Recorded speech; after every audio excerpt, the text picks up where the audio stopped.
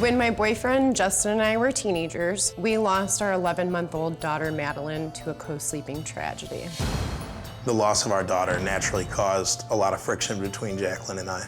Justin blamed me and I blamed him. We would say things like, I didn't roll over on her, you had her last. Since our daughter's passing, Jacqueline's behavior has been erratic and out of control. When things got tough, Justin's solution was always to run away. When Justin left, I was so angry. I broke the cabinets, pulled up the carpet, punched holes in the wall, shattered the mirrors. When Jackie gets upset, she tends to throw things and she gets real worked up. It just takes over and I can't stop it. Jacqueline will put herself in all kinds of risky situations. One time she was drinking with a friend at the beach and some gang members robbed them. I've changed as a person. I'm a lot angrier and my mind constantly races. Last year we had an incident where Jacqueline was passed out at a friend's house in another guy's bed. I was seeing red. Jacqueline jumped in her car and took off. I was driving fast, went off the road and hit a couple trees, a telephone pole, and a mailbox. There's times where my adrenaline builds up and I have to find ways to get it out. You blame me for everything. You never take accountability, like saying I shouldn't have acted that way or I shouldn't have made you drive intoxicated. I feel like Jacqueline doesn't really care about herself. She needs to find happiness. I don't think we'll ever sort these issues out. I think this is us. I've come to the realization that this is pretty much just my life. If nothing changes, I fear I'll lose my family. If Justin leaves me, I feel like I will lose the memories that I have of Madeline.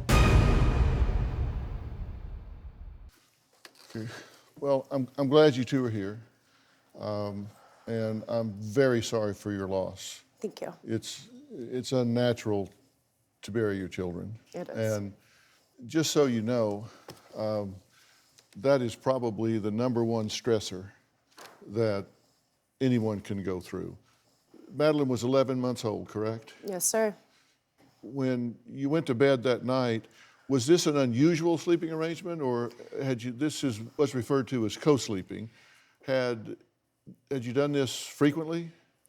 This was, yeah, we went to bed with our daughter every night. I didn't breastfeed with her. I thought it would get that bond that we needed, and so I slept with her every night. It comforted me. It got, I was able to sleep more. There's a lot of benefits to it, but the danger outweighs those benefits. Yeah, but it makes common sense. I mean, does. to have the bond and the closeness and the togetherness. Yeah. And there are dangers. We'll talk about that throughout the time that we get together here.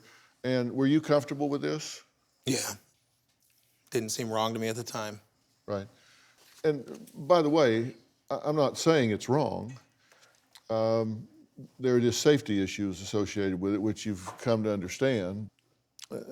Tell me this. You have 2 other children, correct? Correct. And they're how old? Our son's 16 months and our daughter's 8 years old. Okay. And since the death, you've really had a difficult time adjusting to this, right? Very difficult time. And according to you, and really confirmed by you, you've been putting yourself in a lot of high-risk situations.